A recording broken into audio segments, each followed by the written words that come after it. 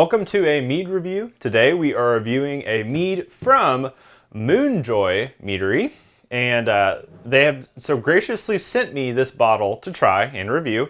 I'm actually doing a podcast with them, and you can find that podcast episode either now or sometime in the future. But I'm excited. I haven't chatted with them yet. I'm chatting with them in about 2 hours, so it'll be fun to get to do that. But I want to review this. This is the Dark Horse.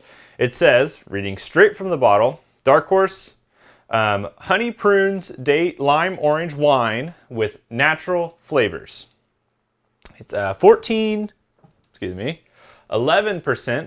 can't read. Made with moonlight, from the bees to you. That's pretty much all that's on here. Yeah, okay. It does contain naturally occurring sulfites, so they don't add anything to it. This does have a wax seal, so I gotta open this up. All right, we've opened it up. It is, you can kind of see through the bottle already. I'm gonna go and pour some. Not the clearest mead in the world. That's okay. I don't have an age on this. Kind of wish I did, frankly, but it's okay. I mean, most places don't put an age on theirs. A little bit of off-gassing, as I can see here. Ooh, the nose is definitely very warm fruit. That's not what I'm thinking of. Mild, like fruit. It's got some of that zest on it. You definitely get the lime.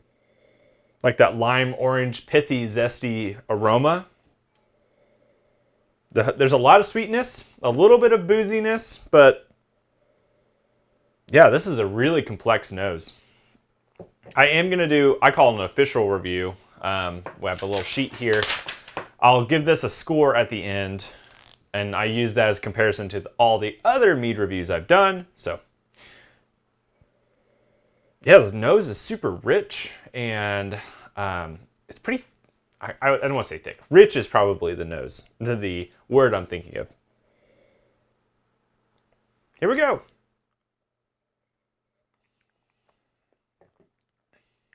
Oh yeah, the body on it.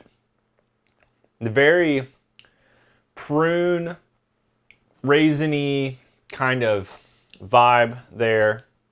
The honey is much more bright on the nose and more dark floral.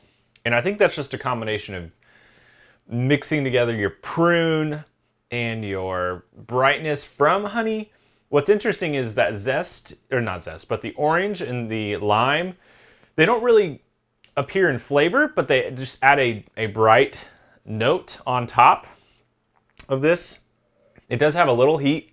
I will say it's still got a little heat to it. The zest hits you back here. It kind of, in the realm of washing in a mead, what I mean by that is like, how does it hit your palate?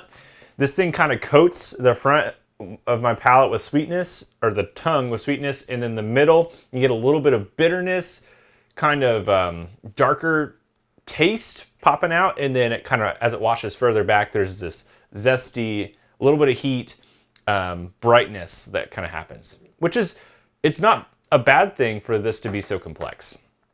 I like that it is complex. The tannin is very juicy. I kind of wish, I feel like there's the bright element, the acid balance on this thing is a little bit more acidic than what my palate generally likes. I feel like it's got a little more brightness. And in my experience, oaking things will generally bring down and kind of mold that acidity to be a more controlled level. So I feel like a smidge of oak on this thing could really help define this. It is still very thick though, which is interesting. Okay, I'm gonna do a quote official review, and I'll come back.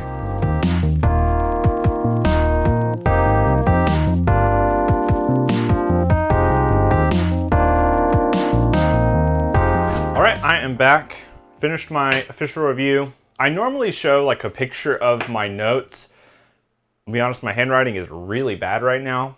I just was writing quickly.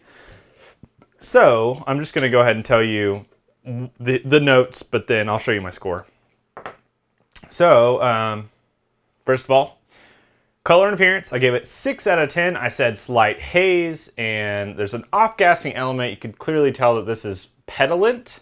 This is not necessarily still. There's some slight bubbles. So if it's intended to be still, it's not. Nose bouquet, 13 out of 15. I like the nose on this. It's very rich, has lots of sweetness and the medium fruit tones popping out from the dates in the like prune fig land.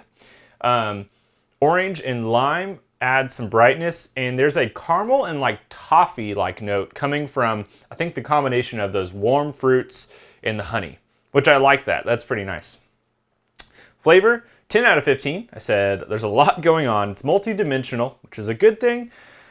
The warm fruit hits the palate first as I kind of walked through that. Sweetness, warm fruit, then the acidity hits the back end. That sort of layering is nice. I do feel like it's a bit overwhelming, and I think the goal of the combination of fruits is to balance, with your acidity coming from your lime and your orange, your warm notes coming from your prune and your date, and then of course honey providing its own thing. But I don't know. I can't quite pinpoint exactly what I would do different. I might throw a little bit of oak on there and it could be oaked. I could be saying that, but I'm not picking up any big, I don't know. I could be wrong. The finish is 7 out of 10. So the tannin is where I get a little bit, I'm struggling some. It's thick, jammy, but it doesn't quite feel super balanced. I feel like that acidity is just a little bit hot for me. I wish it was tempered down just some. The sweetness is at a nice level. I will say that. Sweetness is nice. Honey character presence, very nice. 9 out of 10. Nice floral aroma and taste.